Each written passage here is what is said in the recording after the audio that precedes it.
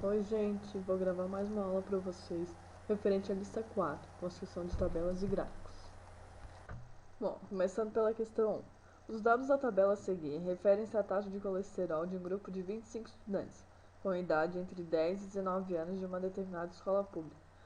Complete a tabela e construa um histograma. Então, vamos completar essa tabela. Aqui ele nos deu o primeiro intervalo, que vai de 152 a 172.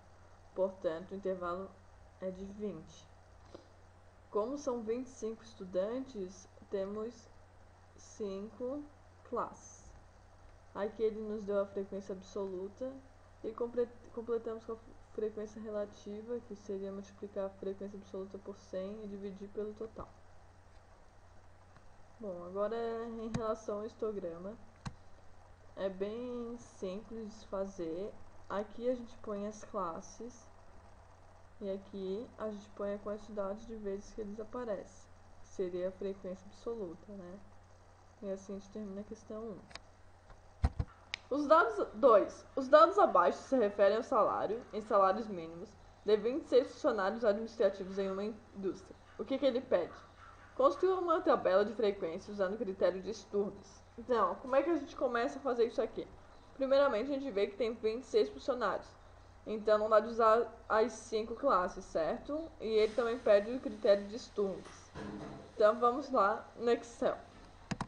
Bom, botando todos os dados aqui no Excel, eu coloquei eles em ordem crescente para ser melhor da gente visualizar. Vamos à tabela.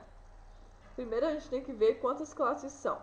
A gente usa o critério de Sturges, que seria K igual a 1 mais 3,32 vezes log de 26. Por que log de 26? Porque temos 26 indivíduos.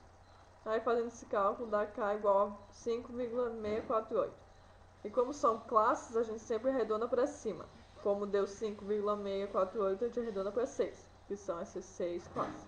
E como é que a gente calcula o intervalo? H igual maior menos menor dividido pelo K. Isso dá 1,63. Então vamos às nossas classes. 1,5 até 3,1, 3,1 até 4,7 e assim sucessivamente. Aqui eu botei em coloridinho pra ser mais fácil da gente contar. E botei aqui quantas vezes eles aparecem em cada classe. Lembrando que esse sinalzinho aqui se refere ao contém e aqui como não tem, não contém. Então, contém do 1,5 até o 3,1 e o 3,1 não contém.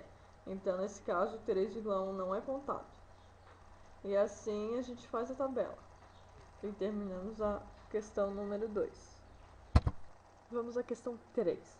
Considerando o número de itens efetuosos no período de 6 meses produzidos em duas fábricas, faça um gráfico adequado para comparar o número de itens defeituosos produzidos pelas fábricas.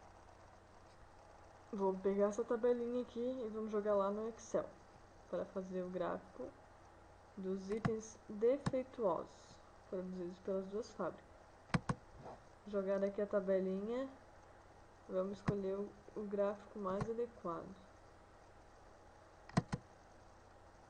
Ó, gente, esse aqui é o gráfico mais adequado porque ele, como vocês podem ver aqui, é um gráfico para exibir tendências ao longo do tempo. E como a gente tem duas variáveis, vai ficar bem notório assim, de ver qual que é a diferença de cada uma das duas.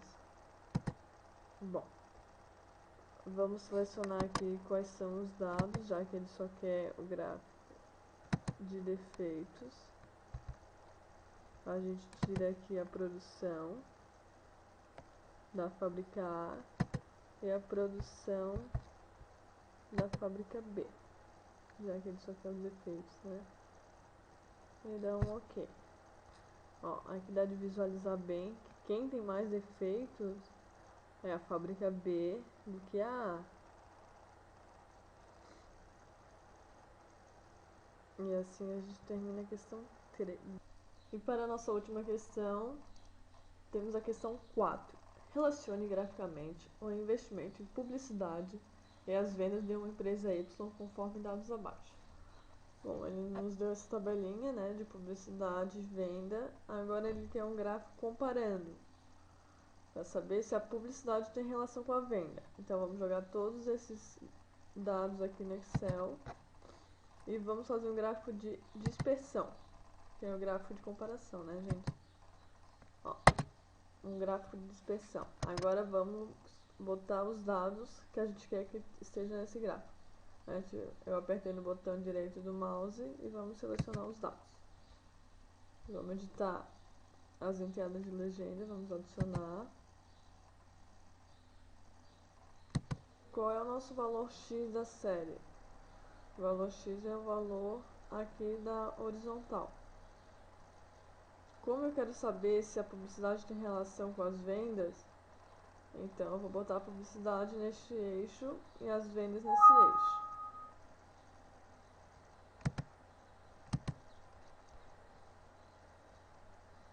As vendas aqui e a publicidade no Y. Dá um OK. E temos o nosso gráfico de dispersão.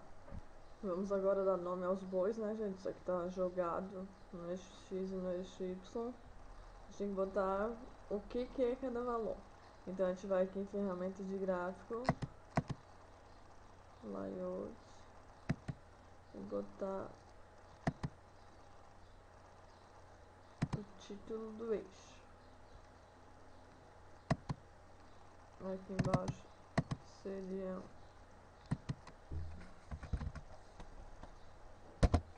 as vendas em reais.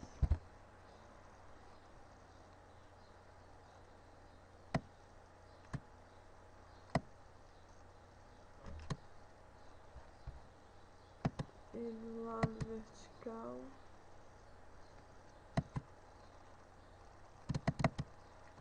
seria a publicidade também em reais. Tá pronto o nosso gráfico. E assim a gente termina a questão 4 e a lista 4. Espero ter ajudado e compareçam às monitorias caso tenha dúvidas.